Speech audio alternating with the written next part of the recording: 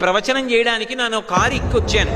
ఇప్పుడు నేను ఇక్కడికి వచ్చినప్పుడు, అయ్యో కారా, రోజు నువ్వు బయట ఉండిపోతున్నావు, నేను వీరికి మీదకి వెళ్ళిపోతున్నాను, పాపం నువ్వేమో నన్ను అన్ని చోట్ల చిత్తూరులో తిప్పుతున్నావు, అలా ఉండిపోతే కృతజ్ఞుణ్ణి అయిపోతాను, నువ్వు లోపలికి రా అని ఎక్కిలా తీసుకొచ్చే ప్రయత్నం చేస్తే, మూర్ఖుడా, నీ ప్రవచనం నాకు అక్కర్లేదంటారు.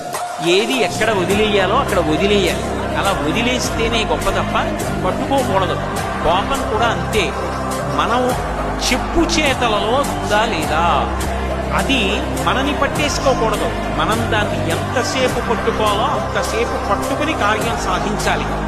చాలా కోపంగా ఉన్నట్టు, విగుతుగా ఉన్నట్టు నటించి, ముక్కు పుటాలు ఎగరేసి, శ్వాస గట్టిగా విడిచిపెట్టి ఇలా వేలు చూపిస్తే అమ్మో కోపంగా ఉన్నారు అని అందరూ మార్గంలో పడతారు.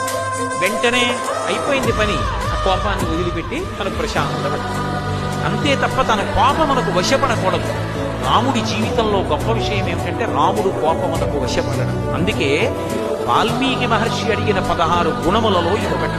తెచ్చిపెట్టుకుంటాడు. ఆయనే కోపం తెచ్చిపెట్టుకున్నాడు అనుకోండి, దేవతలు కూడా